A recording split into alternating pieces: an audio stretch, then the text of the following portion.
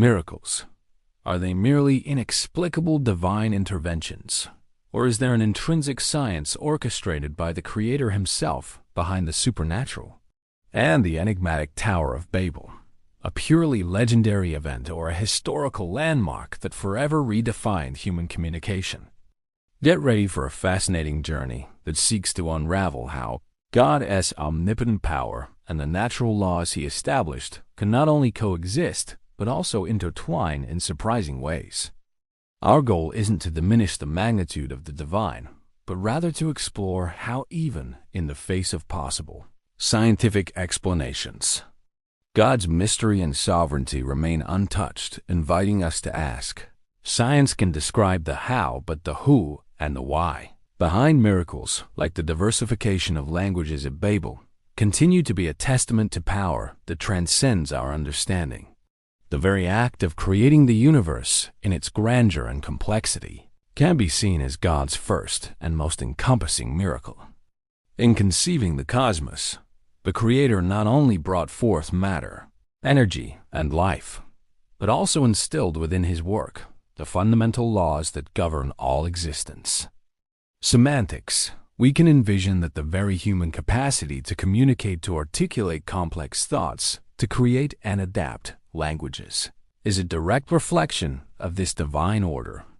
Language, in its deepest essence, would not merely be a fortuitous invention of human intellect, but rather a divine gift, a complex and sophisticated tool whose roots can be traced back to the very matrix of creation.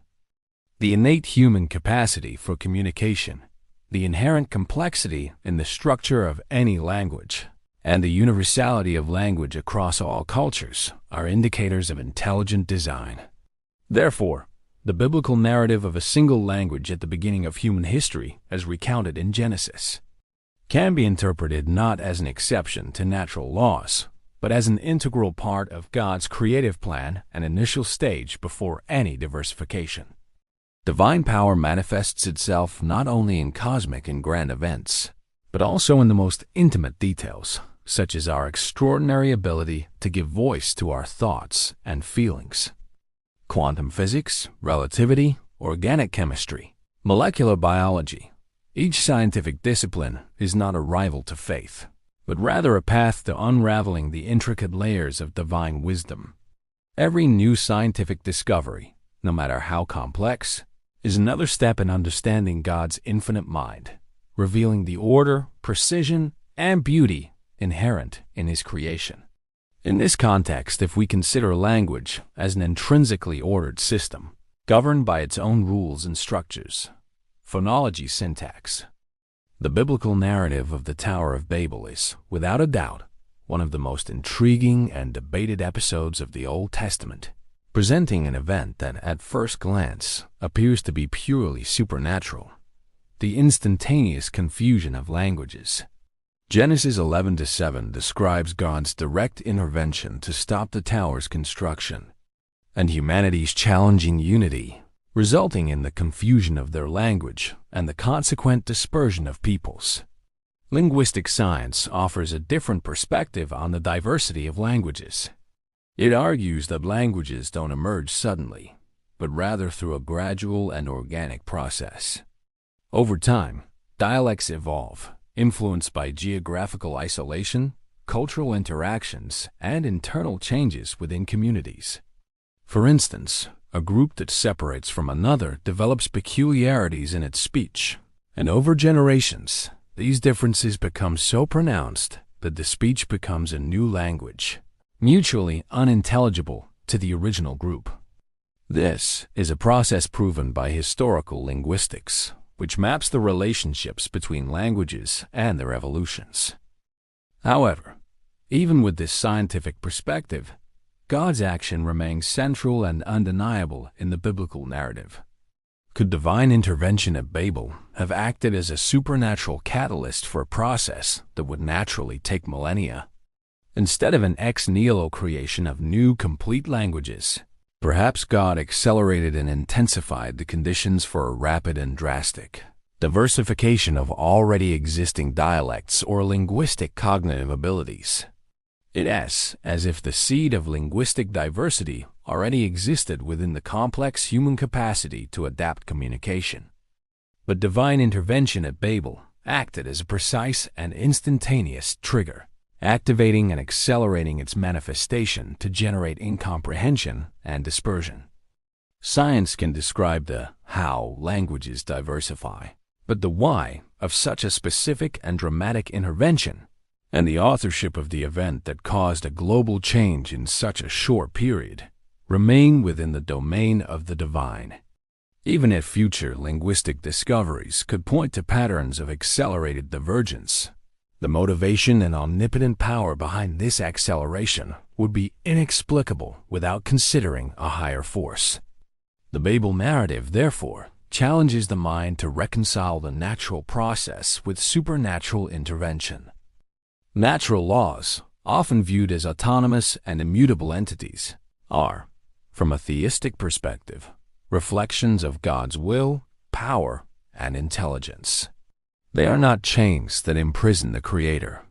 On the contrary, they are the instruments through which He operates, sustains, and maintains the intrinsic order of the universe.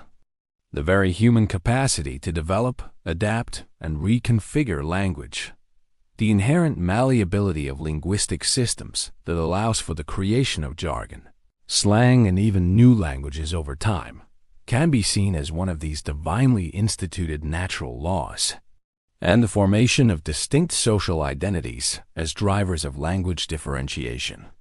However, the biblical narrative adds a crucial layer of divine purpose to these factors. God, in instigating the dispersion at Babel, utilized principles that science observes today: the segmentation of groups, the consequent linguistic differentiation, but did so in a direct, intentional, and accelerated manner. Science can describe the process and its manifestations, but it cannot explain the fundamental intention behind this sudden global fragmentation. Language, as a complex, dynamic, and adaptable system, is constant proof of divine wisdom. And the Babel episode merely highlights how this inherent adaptability can be directed, intensified, and utilized by a higher power to fulfill His purposes. Linguistics, in dissecting the phonology, morphology, syntax, and semantics of any language, uncovers complex and surprising patterns that govern human communication, demonstrating an underlying structure that points to a higher design. In the specific case of Babel, the confusion of languages can be interpreted not as an arbitrary annulment of natural laws, but rather as a divine manipulation of these laws, an orchestration of events that utilize them for a specific purpose.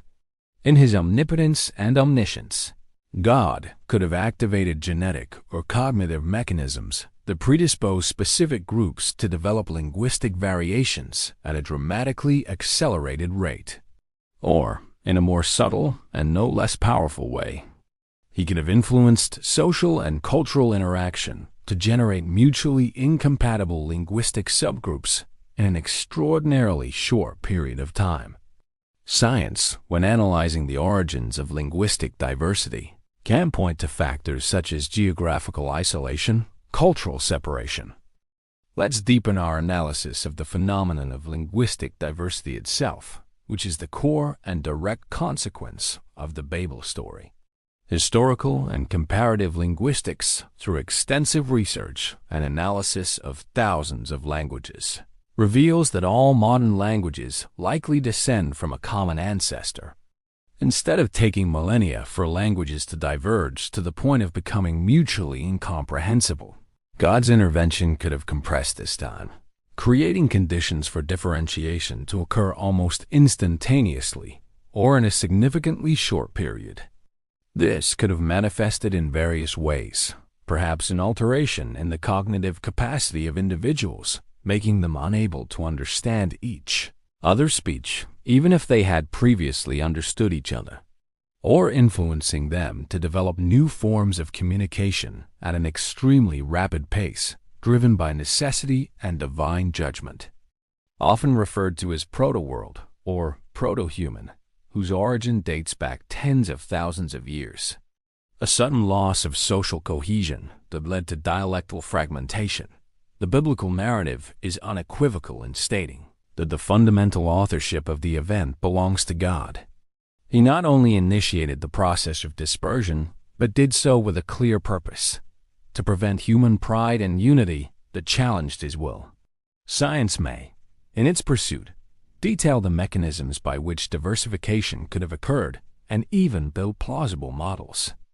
However, it cannot explain the deep motive, the divine intention, or the act of sovereignty behind this sudden and global linguistic fragmentation, which, from the perspective of faith, was a direct intervention of the Creator in the course of human history. The miracle of Babel thus remains a reminder of God's ability to operate both within and beyond the natural laws He Himself established. The vast and rich tapestry of languages we know today developed over vast periods, driven by a combination of factors: population migrations, isolation of human groups, internal linguistic innovations, and continuous contact with other cultures. A classic example is Vulgar Latin, which, as it spread throughout the Roman Empire and differentiated in each region, gave rise to all the Romance languages we know today: Portuguese, Spanish, French, Italian, Romanian, among others, each evolving uniquely in their respective territories, eventually becoming mutually unintelligible. In the unique context of the Babel narrative, the confusion of languages can be reinterpreted as a divine intervention that dramatically accelerated this natural process of diversification. Regardless of the scientific explanation that might be proposed for this rapid diversification, whether through an induced linguistic mutation, an alteration in auditory perception and brain processing, or, although the narrative of the Tower of Babel belongs to the Old Testament, the idea of language and its diversity resurfaces notably, and in some ways inversely, in the New Testament, more precisely in the event of Pentecost. Or that the tongues spoken were in fact existing dialects or languages that the hearers, due to some exceptional cognitive ability or the intense emotional atmosphere of the moment, were able to interpret and understand. However, the biblical text is emphatic in reporting that people from different backgrounds, such as Parthians, Medes, Elamites, and Romans, heard the gospel in their own language, indicating clear and direct comprehension. In the book of Acts of the Apostles, we witness Jesus' disciples speaking in other tongues, and, most strikingly, people from various nations and languages present in Jerusalem, hearing and understanding them in their own native tongues. This is a miracle that, unlike Babel, which confused and dispersed, unites people through communication and the understanding of a central message: the gospel. Q2Q. How might linguistic science approach a phenomenon like Pentecost? It could argue that the apostles were engaged in glossolalia. The parallel with Babel is fascinating and theologically significant. At Babel, linguistic diversity was a consequence of divine intervention to cause dispersion and separation of humanity. At Pentecost, linguistic diversity is overcome and transcended by the action of the Holy Spirit, who allows for clear communication and the unity of humanity around a message of faith and salvation. It's as if Pentecost was a reversal of Babel's effect, not by eliminating linguistic diversity, but by allowing understanding and unity to prevail despite it. In this scenario, science can attempt to explain the phenomenon of multilingual communication through enhanced cognitive abilities, psychological phenomena of interpretation, or even complex neurological processes. However, the divine intention and the supernatural power behind both events, the confusion at Babel and the miraculous understanding at Pentecost, are unequivocally attributed to God. The harmony between faith and science lies, therefore, in recognizing that God can operate both through natural laws, such as in the evolution of languages over time or in the innate cognitive capacities of human beings, and through direct interventions that transcend or accelerate them to fulfill His sovereign purposes. Science can study the mechanisms of communication and language, but faith elevates us to contemplate the divine mind, will, and purpose behind such extraordinary manifestations which continue to inspire and challenge us. We arrive at a crucial point of reflection. Science, with all its remarkable capacity for analysis, observation, and explanation of the natural world, has its inherent limits. Linguistics, for example, can accurately trace the evolution of languages over time, identify intricate language families, and even propose sophisticated theories about the origin of human language based on anthropological and genetic evidence. It can describe how phonetic changes occur, how syntax develops, and how word meanings shift culturally. However, what science cannot explain is the ultimate origin of the very human capacity for language, that fundamental spark that allows us to create such complex, abstract, and symbolic communication systems. Nor can it decipher the deep purpose behind the planet's vast linguistic diversity, or what truly happened when that diversity was dramatically altered, as in the Babel narrative. God, as the sovereign and transcendent creator, operates in a dimension that goes far beyond our finite comprehension. If language itself is a reflection of divine order, intelligence, and creativity, then the intervention at Babel is a powerful reminder that he is above his own natural laws. But the act of intentional divine intervention that initiated or accelerated this process, and the moral and theological purpose behind it, to thwart human arrogance and promote the dispersion of humanity, according to his will, remain unequivocally within the domain of the divine. Science, by its very nature, operates from a human perspective, limited by what can be observed, measured, and replicated. God, on the other hand, operates in a dimension that transcends time, space, and the very laws he himself established. The mystery of language, both in its origin and its dramatic diversification at Babel, is an eloquent testament to the vastness and inscrutability of the divine mind, a reality that remains gloriously beyond our full comprehension. He is not limited by them but uses them as tools in his designs. Science offers us a fascinating glimpse into how miraculous events, like the confusion of tongues, could have occurred within a framework of accelerated or directed natural processes. However, it will never be able to fully capture the why or the unattainable magnitude of divine power. The confusion of languages of Babel, viewed from a strictly scientific perspective, can be explained by processes of rapid linguistic divergence driven by social and environmental factors. Biblical miracles, including the intriguing episode of the Tower of Babel, forcefully remind us that science, with all its capacity to decipher the universe's mechanisms, only scratches the surface of the unfathomable divine mystery. It might, perhaps, attempt to offer explanations for how language is divided, but the intrinsic purpose behind that intervention, and the limitless power that brought it about, remain firmly rooted in the realm of the supernatural.